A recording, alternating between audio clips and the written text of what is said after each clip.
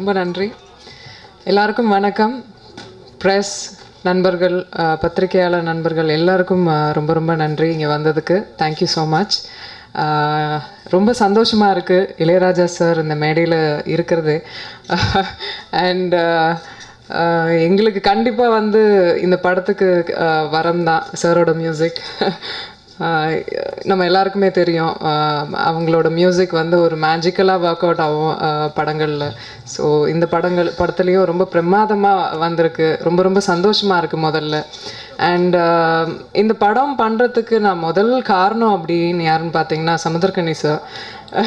ஆமாம், நீங்கள் தான் சொன்னீங்க இந்த படம் வந்து பண்ணுங்க அப்படின்னு சொல்லி ஃபஸ்ட்டு அவங்க தான் சொன்னாங்க. முதல்ல அவங்களுக்கு நன்றியை சொல்லிக்கிறேன். இந்த கான்செப்டை முதல்ல நான் வந்து பண்ணுறதுக்கான காரணம் அவர். ரொம்ப நன்றி சார் அதுக்கு. அண்ட் டெஃபினட்டாக எம்கே சார், இந்த படத்தோட ப்ரொடியூசர், ரொம்ப அருமையான ப்ரொடியூசர். டெஃபினட்டாக சார் கொஞ்சம் இங்கே வாங்க. நிஜமாக இவருக்கு பெரிய அப்ளாஸ் தான் கொடுக்கணும். ஏன்னா முதல்ல ஒரு ஃபீமேல் சென்ட்ரிக் ஃபிலிம் அண்ட் அவர் ப்ரொடக்ஷன் வைஸும் ரொம்ப சவுண்ட், ரொம்ப தாராளமாக எல்லா விஷயங்களும் பண்ணி கொடுத்தாங்க. அது மட்டும் இல்லை அவரை வச்சுட்டே பாராட்டுறேன்னு இல்லை, நிஜமாகவே அவரை சார்ந்த நிறைய பேருக்கு அவர் உதவிகள் பண்ணிக்கிட்டு இருக்காங்க, விச் இஸ் ரியலி கிரேட். நிஜமாக நான் அதுக்கு ஒரு பெரிய கரங்கோஷங்கள் கொடுக்கணும்.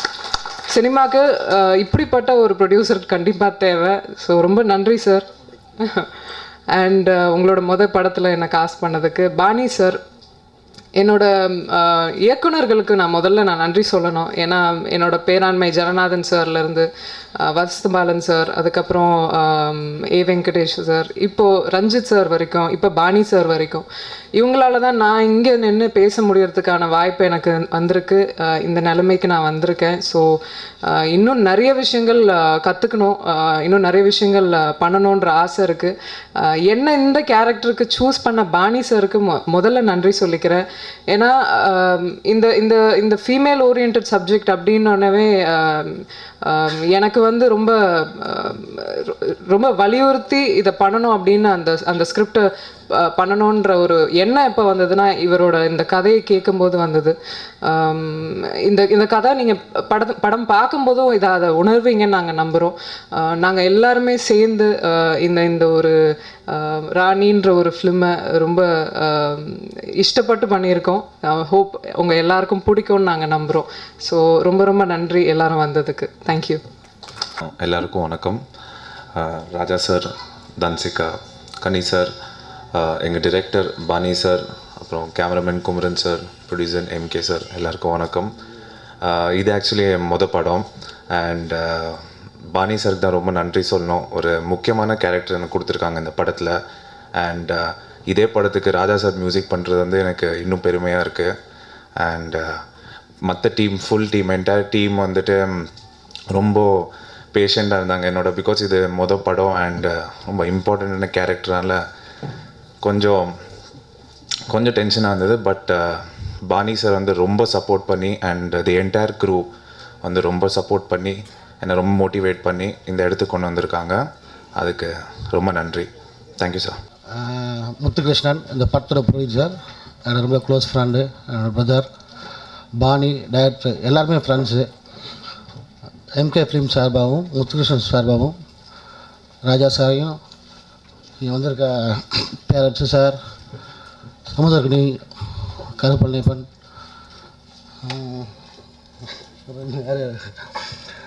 எஸ்ஆர் பிரபாகர், எல்லாத்தையும் நான் வந்து அவங்க சார்பாக நான் வரவேற்கிறேன். மற்றும் பத்திரிகை, தொலைக்காட்சி, இணையதள, பண்பலை நண்பர்கள், நீங்கள் வழக்கம் போல் எல்லாத்தையும் சொல்கிறத நீங்கள் தான் இந்த படத்தை கொண்டு போய் சேர்க்கணும். உங்களுக்காக தான், உங்களை சந்திக்கிறதுக்கு தான் இந்த விழா. எல்லாரோட சப்போர்ட் வேணும்னு கேட்டுக்கிறேன். Thank you so much. அனைவருக்கும் வணக்கம். இது இளையராஜா சார் மிகப்பெரிய ஜாம்பவான் இருக்க மேடை. இந்த மேடையில் நானும் இருக்கேன் அப்படின்றது ரொம்ப சந்தோஷமான விஷயம். ஸோ இப்படி ஒரு வாய்ப்பு எனக்கு கிடச்சிருக்கு அப்படின்னா என்னுடைய குருநாதர் சசிகுமார் சார் கொடுத்த முதல் வாய்ப்பு தான். ஸோ இந்த மேடையிலையும் அதை நான் பதிவு பண்ண விரும்புகிறேன். ராணி படத்தினுடைய இயக்குனர் பாணி வந்து எனக்கு நெருங்கிய நண்பர். சசி சாரோடைய அசிஸ்டன்ஸ் எல்லோரும், சசிகுமார் சாரோட அசிஸ்டன்ஸ் எல்லாருமே நாங்கள் வந்து ஒரு குடும்பமாக தான் இருப்போம். ஸோ அவருடைய அசிஸ்டன்ஸ் யாருன்னு தெரியாது, சசி சாரோட எஸ்டடி யாருன்னு தெரியாது. எல்லாருமே ஒரு குடும்பமாக ஒரு டீமாக இருப்போம். ஸோ எங்கள் டீம்லேருந்து அடுத்து வர டைரக்டர் பாணி. எனக்கு வந்து சமுத்திரக்கனி சாருடைய அப்பா வந்து நமக்கு எவ்வளோ நெருங்கிய படமாக மாறுச்சோ அந்த மாதிரி ஒரு ரொம்ப நெருங்கிய படமாக இந்த ராணி இருக்குன்னு தோணுது. அது ஒரு தேன் கூடு கட்டணும்னா நிறைய தேனீகள் வந்து ஒரு 100க்கு மேற்பட்ட தேனீகள் வந்து கொஞ்சம் கொஞ்சமாக அந்த இதழ்களில் இருந்து ஒவ்வொரு சுவையாக எடுத்து சேர்க்கணும் கொண்டு வந்து. அது வந்து ஒரு தேன் கூடுக்கு நிறைய தேனீகளோட உழைப்பு தேவை மாதிரி இந்த ராணியை வந்து ஒரு பாணின்ற ஒரு தேனி தான் வந்து ஓடி உருவாக்கியிருக்காரு. எனக்கு பாணியுடைய உழைப்பும் அவருடைய தேடலும் தெரியும். ஸோ நம்ம ரொம்ப பிடிச்ச படமாக ரொம்ப நெருங்கிய படமாக இது இருக்கும் அப்படின்னு நான் நினைக்கிறேன். ஒவ்வொரு இயக்குனருக்கும் அவங்களோட உதவியாளர் இயக்குனராக மாறும்போது தான் நம்ம ஒரு அப்பா ஸ்தானத்தை அடைகிறோம். எப்படி ஒரு குழந்தை பிறந்தோடனே நம்ம அப்பான்ற ஒரு உணர்வுக்கு வர்றோமோ அந்த மாதிரி நம்மளுடைய உதவியாளர்கள் வந்து இயக்குனராக மாறும்போது நம்ம அந்த இடத்துக்கு வர்றோம், முழுமை அடைகிறோம் நான் நினைக்கிறேன். அது மாதிரி கணேசாருக்கு வந்து அவரோட உதவியாளர் பாணி வந்து இன்றைக்கி ஒரு இயக்குனராக மாறி அந்த ஒரு சந்தோஷத்தை கொடுத்துருக்காரு நான் நினைக்கிறேன். இது வந்து எங்களுக்கெல்லாம் இந்த மேடையில் இருக்குன்ற சந்தோஷத்தை விட கணேசாருக்கு ரொம்ப சந்தோஷமாக இருக்கும். அவருடைய சந்தோஷம் எங்களுக்கு சந்தோஷம். படம் ரொம்ப நல்லா இருக்குது. இந்த கதை எனக்கு ரொம்ப தெரியும், எனக்கு கதை தெரியும். ரொம்ப நல்ல கதை, நம்ம எல்லாருக்குமே ரொம்ப பிடிச்ச படமாக மறக்க முடியாத ஒரு கதையோட இந்த படம் இருக்கும். நான் ராஜா சார் அதில் இருக்காங்கன்னா அதுவே அதுக்கு சாட்சி. நான் அதுக்கு மேலே சொல்லணுன்றது ஒன்றும் இல்லை. ஸோ கதையின் நாயகி அவங்க தன்சிகா மேடத்தை பற்றி சொல்லணும். கபாலிக்கு அப்புறம் ரொம்ப முக்கியமாக அவங்களுடைய கவனம் அவங்க மேலே எல்லாருமே நம்மளுடைய கவனம் திரும்பி இருக்குது.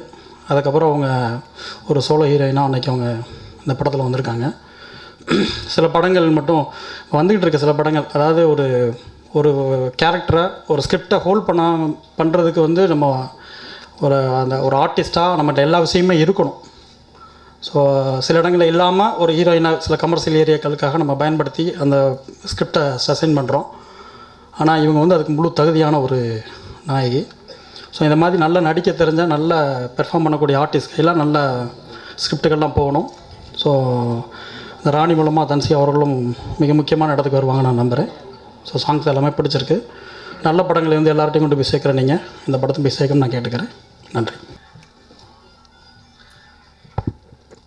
அரங்கத்தில் கூடியிருக்கும் அனைவருக்கும் வணக்கங்கள். எனக்கு தொகுப்பாளர் தன்சிகாட்ட ஒரு பேட்டி போல் கேள்வி எழுப்ப ஆரம்பித்தோடனே எனக்கு என்ன தோணுச்சுன்னா, இப்போ இந்த கேள்வி ஒரு கேள்வி முடிஞ்சிருமா, தன்சியோட விட்டுருவாங்களா, இல்லை ஒவ்வொருத்தரையும் இது மாதிரி ஒரு நேர்காணல் நடக்குமானா அடுத்து கதாநாயகனோடையும் அந்த நேர்காணல் நடந்துச்சு. எனக்கு என்ன பதட்டமானுச்சுன்னா வந்து ராஜா சாரை உட்கார வச்சுக்கிட்டு இந்த வேலையை பார்த்துக்கிட்டு இருக்காங்களே, அவர் பல வேலைகளை விட்டுட்டு வந்திருப்பார். ஏன்னா எனக்கு ஒரு ஞாபகம் வந்துச்சு. கயர்ஸ் வந்து லைலாவின் மேல் மிகப்பெரிய காதல் கொள்கிறான். அவளுக்காக அவளை நினச்சி எண்ணி எண்ணி உருகிறான். அவனுடைய நண்பன் நினைக்கிறான், என்னடா ஒரு பொண்ணுக்கு ஏன் இவ்வளோ உருகிற நீ, இதில் என்ன இருக்குது, ஒரு பெண் தானே அவ, இங்கே வா, அரேபியாவின் தேர்ந்தெடுக்கப்பட்ட அழகிகள் உன்னால் இருக்கிறார்கள், அரேபியாவே அழகி, அரேபியாவின் தேர்ந்தெடுக்கப்பட்ட அழகிகள் உன்னால் இருக்கிறார்கள், யார் வேண்டுமோ சொல்லுன்னு சொன்னானா. சொன்னோன்னு கயர்ஸ் வந்து இப்படி இருந்த பொம்பளை பிள்ளைகள் பூரா எல்லோரும் வரிசையாக பார்த்துட்டு இங்கு பெண்களே இல்லையே நானா. என்ன சொல்லுவாங்கன்னா, லைலாவின் அழகை காண கயசின் கண் கொண்டு காண வேண்டும்னு. அந்த மாதிரி நான் வந்தது நிகழ்ச்சியை வந்து ராஜா சாருடைய மனம் கொண்டு தான் பார்த்துக்கிட்டே இருக்கேன். காரணம், பார்க்காத மேடை இல்லை, அடையாத இடம் இல்லை, இன்னொரு பாராட்டு கேட்டுற போகிறதில்ல, எல்லாவற்றிலும் உச்சம் பார்த்தாச்சு. அப்படிங்கும் போது அதெல்லாம் தெரிஞ்சுக்கிட்டு சரி பரவாயில்ல, இதுதான் முதல் மேடை போல் உட்காந்துருக்காரு பாருங்க, இந்த மனம் எனக்கு வாச்சிடணும்னு நான் நினச்சேன். இந்த படத்தின் இயக்குனர் வந்து சமுத்திரக்கனியின் உதவியாளர்லாம் சொன்னாங்க. பொதுவாக நான் உதவியாளர்களை நண்பர் போல் நடத்துகிறேன். சமுத்திரக்கனின்னு நண்பர்களை உதவியாளராக வச்சுக்கிறேன். அதனால் பாணி வந்து முதல்ல சமுத்திரக்கனிக்கு நண்பன், அப்புறம் படம் பண்ண போகும்போது உதவியாளர் வந்து சேர்ந்தான். சமுத்திரக்கனி நண்பன் என்பதனால் வந்து நான் அந்த பாண்டியோட நிகழ்ச்சிக்கு வரல. காரணம், சமுத்திரக்கனி எப்பவும் சொல்கிற மாதிரி நண்பனின் நண்பன் எனக்கும் நண்பனேம்பாவேன். நான் அப்படிலாம் இருக்க முடியாதுமே. காரணம், திரு கலைஞர் அவர்களுக்கு மூப்பனார் நட்பு, மூப்பனார் அவர்களுக்கு ஜெயலலிதா அம்மா நட்பு, அதற்காக கலைஞர் ஜெயலலிதா அம்மா நட்பு நடத்த கிடையாது இல்லையா? அப்படி இருக்க முடியாது. நம்ம எல்லார் மேலேயும் அன்பு செலுத்தலாமே ஒழிய எல்லார் மேலேயும் நட்பு பாராட்ட முடியாது எல்லாத்தையும். ஆனால் அப்போ அதை மீறி நான் பாணியோட நட்பு பாராட்டியதற்கான காரணம் என்னென்னா, அவருடைய தயாரிப்பாளர் முத்துகிருஷ்ணன் அவர்களும் நமோநாதன் அவர்களும் ஒரு இருவருக்கு தெரியும், கொஞ்சம் காலம் ஒன்றா வாழ்கிறாங்க. வாழும்போது ஒருத்தன் படம் பண்ண முயற்சி பண்ணுறாங்க போது கையில் இருக்க 5 கோடி ரூபாய் எடுத்து கொடுத்து சரி நீ ஆசைப்பட்ட போய் படம் எடுக்குன்னு சொல்கிற முத்துகிருஷ்ணன் போன்ற நண்பர்கள் வாய்த்ததுனால இந்த படத்துக்கு வந்து நான் நினச்சேன். எனக்கு ராஜா சார் ஒரு கோரிக்கை இருக்குது. பொதுவாக நான் யார்ட்டையும் கோரிக்கை வைக்கிறதில்ல, அதனால எனக்கு எப்பொழுதும் யார்ட்டையும் புகார்கள் இருந்ததில்லை. எனக்கு கோரிக்கை இருந்தால் தானே புகார் வரும். ஆனால் இந்த மேடையை விட்டோம்னா வந்து இந்த கோரிக்கை வைக்க முடியாங்கிறக்காக சொல்லணும்னு நினச்சேன். நான் ஒரு யூடியூப்பில் ஒன்று பார்த்தேன். திரு யுவன் சங்கர் ராஜாவை போல் வந்து மாங்குயிலே பூங்குயிலே பாட்டை நீங்கள் பாடிருந்தீங்க, அவர் பண்ணால் எப்படி பண்ணுவாருன்னு நான் ஆச்சரியப்பட்டு போனேன். அதை ஒரு தடவை நீங்கள் ஒரு முழு படத்துக்கு பண்ணிடணும். காரணம் நீங்கள் எல்லாம் பண்ணிட்டீங்க, இதுவெல்லாம் நீங்கள் பண்ணுவீங்கன்னு தெரியும். எனக்கு என்ன பெரிய விஷயம்னா 1984 ஒரு பாட்டு போடுவார். 1984 எனக்கு முதல்ல ராஜா சார் வந்து மாறாமல் வந்து வியப்புக்குரியாக இருந்தேன். எங்கன்னா வந்து நான் கல்லூரியில் படிக்கும்போது தளபதி குணா 2 படம் ஒரே நாளில் வெளியீடு படம். முதல் காட்சி குணாவை பார்க்கும் பொழுது ஒரு தன் உடம்பை மூலதனமாக வச்சு வேலை செய்கிற பெண்கள், அந்த பெண்களுடைய இடத்துல வளர்கிற ஒரு கதாநாயகன் குணா. அவனுக்கு ஒரு பாட்டு, அவனுக்கு தூக்கம் வர மாட்டேங்குது, உன்னை நான் அறிவேன்னு ஒரு பாட்டு. அந்த பாட்டுக்கு நடுவில் வந்து ஒயிலாலோன்னு அந்த பாட்டு வந்து ஒரு தெலுங்கு பாட்டாக மாறுறதுக்கு நடுவில் உங்களுக்குலாம் நல்லா அந்த காட்சி ஞாபகம் இருக்கும். ஒருத்தன் கட்டிலில் உட்காந்து சுற்றியெல்லாம் அடிச்சுக்கிட்டு இருப்பான். அந்த ரிதமில் தான் பாட்டு மாறி இதுக்கு மாறும் ஒயிலாலோவுக்கு. அதை பார்க்கும்போது எனக்கு தோணுச்சு, எல்லா விலைமகள் அதிகமாக இருக்க இடம், வர்றவன் பூரா காமத்தின் உச்சத்தில் வர்றான், தினசரி எங்கள் கட்டில் உடையுது, கட்டில் சரி பண்ணுறதுக்காக நிரந்தரமாக அங்கே ஒருத்தர் இருந்தாங்கிறத காமிச்சு செயல். அதுக்கப்புறம் அந்த காட்சி வரும் ஒயிலாலோ. என்ன எப்படி ஒரு படத்தில் ஒரு பாட்டுக்கு நடுவில் ஒருத்தர் கதை சொல்ல முடியுமா அந்த இதில் வந்து இசையில் அப்படின்னு நினச்சிக்கிட்டு அடுத்த காட்சி போய் தளபதி பார்த்தா ராக்கமாக கையை தட்டுன்னு தரையங்கம் இறங்கி ஆட்டம் போடுற ஒரு பாட்டு. ஆடிக்கிட்டு இருக்கும்போது படாரம் நிப்பாட்டி தேவாரத்தை உள்ள ஊதி குனித்த பூர்வம்னு ஆரம்பிக்கிறது இருக்குல்ல, எப்படி இதுவும் சேரவே கற்பனையே பண்ண முடியாது. அதை செஞ்ச பொழுது தான் முதல்ல ஆச்சரியமாக இருந்துச்சு. எப்போ 1992 அப்போ அடுத்த ஆச்சரியம் இன்னைக்கு வரை எனக்கு இருக்குது. எப்பொழுதும் மேடைகளில் பெருசாக கை நடுங்கிறதுல கால் நடுங்கிறதுல இங்கே மட்டும் தான் நடங்கிட்டே இருக்கு எனக்கு. காரணம் இதையும் அவர் எப்படி கேட்பாருங்கிற இடத்துல இருக்கேன். எதுக்கு சொல்லணும்னா 84 ஒரு பாட்டு போடுறாரு, என் வாழ்விலேன்னு ரஜினி சார் படத்தில். இத்தனை வருஷம் கழித்து ஹிந்தியில் இந்த பாட்டை போடுறாங்க. கிட்டத்தட்ட 30 ஆண்டு காலம் 25 ஆண்டு காலம் ஆகிடுச்சு, 30 ஆண்டு காலம் ஆகிடுச்சு. 30 ஆண்டு காலம் கழித்து அந்த பாட்டு ஹிந்தியில் போட்ட அன்னைக்கு ஒரே நாளில் சோனி மியூசிக்கில் ஒரு நாளில் 45 லட்சம் பேர் அந்த பாட்டை பார்த்துருக்காங்க ஒரு நாளில். அப்போ அதனால சொல்கிறேன், இத்தனை காலம் தாண்டி வர முடியுமில்ல நீங்கள். அப்படிங்கும்போது இன்றைக்கி யுவன் சங்கர் ராஜா பண்ணுற மாதிரி ஒரு படம் பண்ணிடுங்க. காரணம் 84 பண்ண பாட்டே 2016 கேட்போம்னா 2016 போல் ஒரு பாட்டு போட்டிங்கன்னா அது எவ்வளோ நாளைக்கு கேட்போம். இன்னொரு கோரிக்கை தமிழ் திரை உலகத்தில் என்கிட்ட இருக்குது. குறிப்பாக வந்து கார்த்திக் ராஜாவும் யுவன் சங்கர் ராஜாவும் அவர்களுக்கு இங்கே இல்லாட்டினாலும் கூட. காரணம் இன்றைக்கி வந்து யாரும் வந்து சீடியாக வாங்கி கேட்குறதில்ல. காரில் முந்திலாம் பார்த்தீங்கன்னா ஒரு வாடகை வண்டி எடுத்துகிட்டு போனோம்னா அந்த வண்டிக்குள்ளே வந்து டிரைவர்கிட்ட எப்படியாவது வச்சுருக்க சீடியை வாங்கி புறக்கி நமக்கு பிடிச்ச ஒரு பாட்டு எடுத்து போட்டுற மாட்டோமான்னு தோணும். இப்போ யார் சீடி வச்சுக்கிறதுல ஒரே ஒரு அது MP3 மட்டும்தான் ஒன்று சொருகிருக்கு, ஒரு பென்ட்ரைவ் சொருகிருக்கு. அந்த பென்ட்ரைவுக்குள்ளே கிட்டத்தட்ட தமிழ் சினிமாவில் இருக்க எல்லா இசையமைப்பாளருடைய பாட்டு அடங்கிடுது, இளையராஜாவை தவிர. அவ்வளோதான் வருது மொத்த பேர் பண்ண பாட்டு. யார் பாட்டு அடங்க மாட்டேங்குது அந்த ஒரு பென்ட்ரைவுக்குள்ளே அப்படின்னா இளையராஜா அவருடைய மொத்த பாட்டை அடங்கவே மாட்டேங்குது. அவன் பல பென்ட்ரைவ் வச்சுருக்கான், இளையராஜா 1, இளையராஜா 2, இளையராஜா 3, இளையராஜா 4ன்னு. இது வெறும் பாட்டு மட்டும். அதுபோக அவர் பண்ண பின்னணி இசை ஒன்று இருக்குது. ஆனால் இதை போய் நீங்கள் பட்டியல் எடுத்தீங்கன்னா நீங்கள் வந்து உலகத்தில் எல்லாமே கம்ப்யூட்டரில் கிடைக்கிது, நம்புகிற தலைமுறை கூகுளில் அப்படி கிடைக்காது. ஆனால் அந்த கூகுளிலே பார்த்தீங்கன்னா எப்பொழுதுமே இளையராஜாவுடைய பாட்டினுடைய லிஸ்ட்டு போடும்போது மட்டும்தான் பட்டியல் முழுமை பெறவில்லை, முழுமையான பட்டியல் இல்லைன்னு கூட பின்குறிப்போடு தான் இளையராஜாவுடைய பாட்டு பூரா தொடங்கும். யாராவது ஒருத்தர் அதை மொத்தத்தையும் எடுத்து மொத்தத்தை தொகுத்து, காரணம் எல்லா சாதனைகளும் முறியடிக்கப்பட வேண்டியதுதான். கவாஸ்கர் வந்த பொழுது கவாஸ்கர் போல் ஆளை இல்லைன்னு சொல்லிகிட்டே இருந்தாங்க. அதை மிஞ்ச டெண்டுல்கர் வந்தார், டெண்டுல்கர் மிஞ்ச தோனி வந்தார், தோனியை கோலி மிஞ்சிடுவாருங்கிறாங்க. ஆனால் எல்லோரும் ஒப்புக்கொள்ளக்கூடிய ஒரே ஒரு உண்மை, இன்னொரு இளையராஜா வரவே போகிறதில்ல. இத்தனை படம், இத்தனை வேலை, இத்தனை சாதனை இருக்குல்ல, என்னை போன்ற பல அஞ்ஞானிகளை பக்கத்தில் வச்சுக்கிட்டு இல்லையா, என்ன மாதிரி எவ்வளோ பேர் இருந்திருப்பான். எல்லாருக்கும் ஒரே சிரிப்போட பேசாமல் இருந்துட்டு ரைட் நீங்கள் கிளம்ப போய் பிள்ளை குட்டியில் படிக்க வைங்கன்ட்டு எல்லோருக்கும் வேறுபாடு பார்க்காம பாட்டு போடுற குணம் இருக்குல்ல, அது எவ்வளோ பெரிய குணம். அப்போ அதை பூரா நம்ம தொகுத்துறணும். நான் சொல்ல வந்த கோரிக்கை வந்து கார்த்திக் ராஜா யுவன் சங்கர் ராஜா சொல்ல வந்த கோரிக்கை அது மட்டும் இல்லை, இதை மொத்தத்தையும் தொகுத்துருங்க இந்த வேலையேன்னு. அதை விட முக்கியமானது, அவர் வாழும் காலத்தில் இந்த மொத்த தமிழ் திரையுலகமும் கூடி அவருக்கு 40 வருஷம் ஆச்சு. அவர் வந்து அதுவே பெரிய சாதனை, நினச்சே பார்க்க முடியல. மேடையில் இருக்கல மனோஜ்குமார் சாரை தவிர மற்ற எல்லாருமே அவர் சினிமாவுக்கு வந்த பிறகு பிறந்தவர்கள் ஏறத்தாழ. அவர்களோடு சேர்ந்துருக்காருங்க பெரிய விஷயம். அப்போ இன்னும் பல வருஷங்கள் இருக்க போகிறார் அவர், 50, 60. ஆனால் ஒரு தடவை நாம் எல்லோரும் பார்க்க எல்லா தலைமையில் இருக்க எல்லா மிக ஆகச்சிறந்த இயக்குநர்களும் ஆகச்சிறந்த கதாநாயகர்களும் அவர் பாட்டு இல்லாமல் யாருமே இருந்திருக்க முடியாது. அவர் எல்லோரும் சேர்ந்து மொத்த தமிழ்நாடும் மொத்த தமிழ் மக்களும். காரணம், மக்கள் எதை வியப்பாங்கன்னா தான் விரும்பியது மேடையில் நடந்தால் வியப்பாங்கல்ல, அதான வெற்றி படம். இளையராஜாவை கொண்டாடி பாராட்டுவதை வேறு தமிழ்நாட்டில் யார் விரும்ப மாட்டான். அது மிக பிரமாதமாக நடந்ததுன்னு நினைக்கிறேன். அதை இந்த நிகழ்ச்சியின் கோரிக்கையை வச்சு விடைபெறேன். நன்றி, வணக்கம். அனைவருக்கும் மாலை வணக்கம். இந்த விழாவின் நாயகன் இசைஞானி அவர்கள் இருக்கும் இந்த மேடையில் நானும் இருக்கிறேன் என்பது என் மண்ணுக்கும் என் தமிழுக்கும் இவ்வுலகிற்கும் ஒரு பெருமை.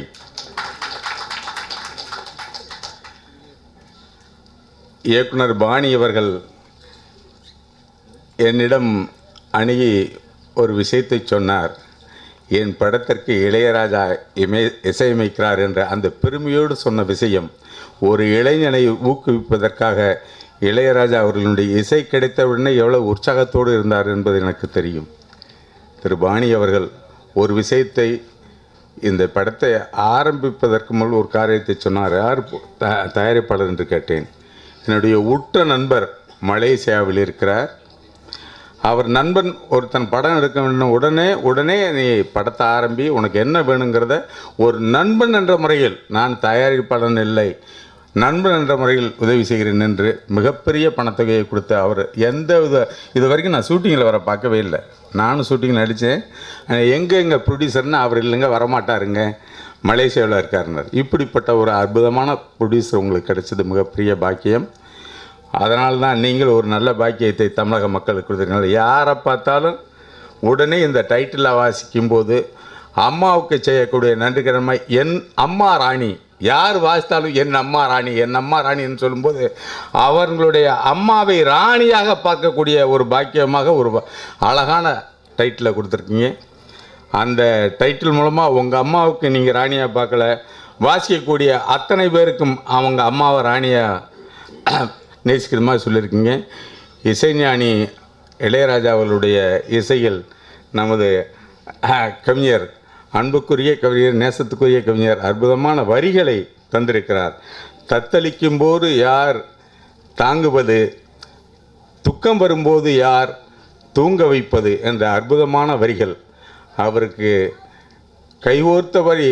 இசைஞானி இளையராஜா அவர்களுக்கு கைகோர்த்த அந்த பாடல் மட்டுமல்ல, அடுத்த பாடலை மேக்கிங்கில் போட்டிருந்தா கூட, வாமா வா மகளே இன்னொரு பயணம் என்று தமிழ் துறையிலேயே இன்னொரு பயணத்துக்கு அழைத்து செல்வதற்காக தனது புதிய பாணிகள் புறப்பட்டிருக்கும் இந்த பாணிக்கு வாழ்த்துக்கள் சொல்லி, இதில் ஹீரோயினாக நடித்திருக்கேன் நமது தமிழ் பொன், தஞ்சாவூர் பொன், நமது பொன்னை வாழ்த்துவது போல் இப்போது சமீபத்தில் ஒரு போஸ்டர் பார்த்தேன்.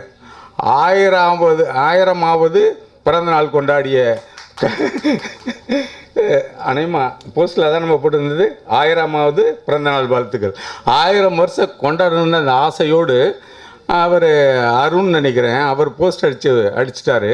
தன்னுடைய கதாநாயகி எப்படி இருக்கணும்னா 1000 வருஷம் பிறந்த நாளை கொண்டாடணும், 1000 வருடமும் இளமையாக வாழணும்னு நினச்சிக்கிற அந்த எண்ணத்துக்கும் வாழ்த்துக்கள் சொல்லி, நிச்சயமாக இந்த திரையுலகம் 1000 ஆண்டுகள் உங்களை வாழ்த்தும், எந்த பிரச்சனையும் இல்லை.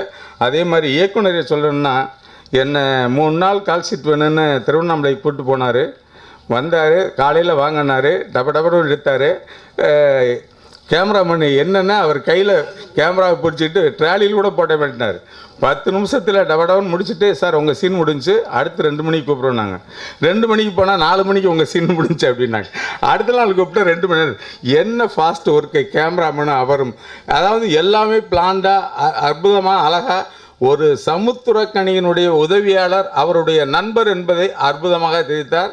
அதனால்தான் இந்த அம்மாவை வாழ்த்துவதற்கு அப்பா சமுத்திரக்கணி வந்திருக்கிறார். இந்த மேடையில் வாழ்த்து பெற வந்திருக்கும் வாழ்த்து வந்த அனைவருக்கும் நன்றி கூடி விடைபெறுகிறேன். நன்றி, வணக்கம். தேங்க்யூ. நம்ம கடவுள் நேரில் பார்த்து இல்லைன்னு சொன்னதுக்கு காரணமாக இருக்கும், நம்ம நேரில் பார்த்து கொண்டிருக்க கடவுள் இளையராஜா சார் இருக்கும்போது நம்மெல்லாம் தெரியும் அப்படின்னு சொல்கிறதே நமக்கு ரொம்ப பெருமையான ஒன்று. நிச்சயமாக அப்பா படம் ஒரு பெரிய ரெக்கார்ட் பண்ணிச்சு. இந்த படம் அம்மா சென்டிமெண்ட். இன்றைக்கி நம்ம தமிழ்நாட்டில் எல்லாருமே அம்மாவை பற்றி நினைக்காத ஆளே இல்லை. நிச்சயமாக இந்த படம் அதோட பெரிய வெற்றி வைக்கும் என்று வாழ்த்து விடைபெறுகிறேன். நன்றி. இசைஞானி அவர்களை பற்றி பேசுகிற வாய்ப்பு கிடைக்கிற பொழுதெல்லாம் நான் ஒரு விஷயத்தை சொல்வதுண்டு.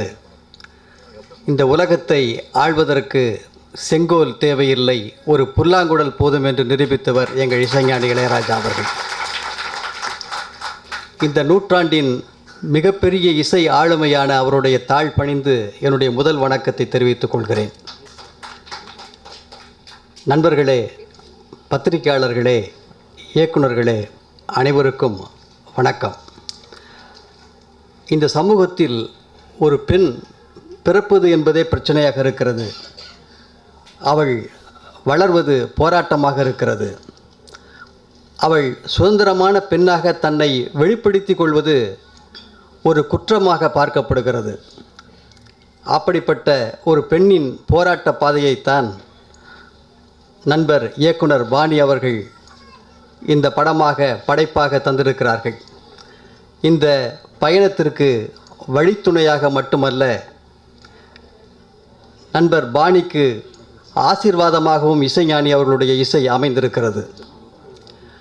அவருடைய இசையில் பாடல் எழுதுவது ஒரு அற்புதமான அனுபவம்.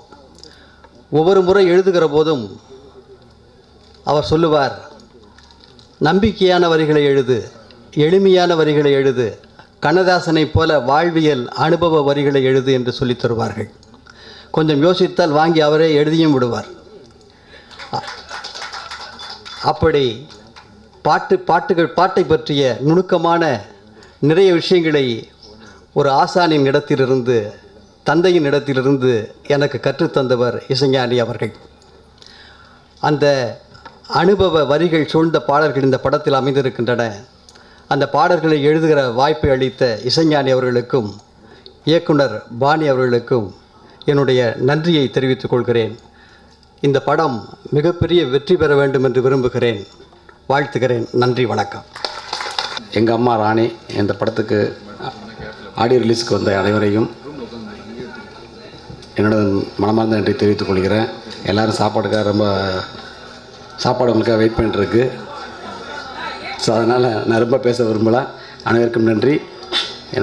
ஒர்க் பண்ண என்னோடய டீம் எல்லாருக்கும் அடுத்த ஒரு சந்திப்பில் நான் இன்னும் நிறைய விஷயங்கள் பேசுவோம். நன்றி, வணக்கம். இறைவனுக்கு நன்றி. நான் எந்த கோரிக்கையும் வைக்க போகிறதில்ல. ரொம்ப சந்தோஷமான ஒரு தருணம். மறுபடியும் ராஜாப்பாவை சந்திக்கிறதுக்கு ஒரு வாய்ப்பு கிடைச்சிது. ரொம்ப சந்தோஷமாக இருக்குது. அவரோடு ஒரு 11 நாட்கள் இருந்தேன். கூடவே ஒரு கோயிலுக்குள்ளே இருந்த மாதிரி இருந்தது. அந்த தருணம் திரும்ப இப்போ கொஞ்சம் நேரம் கிடச்சிருக்கு. ரொம்ப சந்தோஷமாக இருக்குது. என்கிட்ட கொஞ்சம் நேரத்துக்கு முன்னாடி அப்போ சொன்னாங்க, இப்போ நான் கிளம்புறேன், ஏன்னா எல்லோரும் என்னையை பற்றியே பேசிகிட்டு இருக்காங்க அப்படின்னு சொன்னாங்க. அதனால் பாணி என் நண்பன், முத்து என் நண்பன். நட்பு அப்படின்றத விட வேறு பெரிய வார்த்தை இருக்க போகிறதில்ல நான் நினைக்கிறேன். ஏன்னா ஊருக்கு போயிட்டு வந்தேன், நேற்று நைட்டு தான் வந்தேன். யாரை கூப்பிட்டீங்க அப்படின்னு கேட்டேன். கருவை கூப்பிட்ருக்கேன் அப்படின்னாங்க. ஒருத்தவங்க போது நான் மொத்த பற்றி சேர்த்து பேசிடுவேன், அதனால் பிரச்சனை இல்லை, வேறு யாரையும் கூப்பிட வேண்டாம். அதுதான் எல்லா கைதட்டும் அவனே வாங்கிடுவான். இந்த திரைப்படம் என்னடா சென்சார் முதல் முறையாக என்கிட்ட ஒரு 2-3 படங்களுக்கு தாங்க இப்படி பண்ணியிருக்கோம் அப்படின்னு சொல்லி சொன்னாங்க, அப்பாவையும். அதே மாதிரி இந்த திரைப்படத்துலேயும் பேனாவை எங்கேயுமே வைக்காமல் சென்சார் அதிகாரிகள் முழுக்க கண்ணை மூடிட்டு யூ சர்டிஃபிகேட் கொடுக்கக்கூடிய ஒரு திரைப்படம். குடும்பத்தோடு குழந்தைகளோடு போய் சந்தோஷமாக உட்காந்து ஒரு நேர்மையான ஒரு திரைப்படத்தை நீங்கள் பார்த்துட்டு வரலாம். ரொம்ப தைரியமான ஒரு முயற்சி. என் நண்பன் பாணிக்கு நன்றி சொல்கிறேன். ஏன்னா அந்த மாதிரி ஒரு முயற்சி எடுக்கிறதுக்கே நிறைய தைரியம் வேணும். அதுக்கு ராஜாப்பா இசை இருக்குது. அதையும் தாண்டி என் நண்பன் MK முழு மனசோடு அவன் கேட்டதெல்லாம் கொடுத்து இந்த படத்தை எடுத்திருக்காரு. இந்த படத்துக்கு உறுதுணையாக என் நண்பன் நமோ நாராயணன் இருந்திருக்கான். ரொம்ப சந்தோஷமாக இருக்குது. இந்த படம் மிகப்பெரிய வெற்றி பெறும். மீண்டும் ஒரு முறை இறைவனுக்கு நன்றி சொல்லி விடைபெறுகிறேன். நன்றி, வணக்கம். திரு சமுத்திரகனி அவர்கள் இசைத்தட்டு பெற்றுக்கொள்வார்.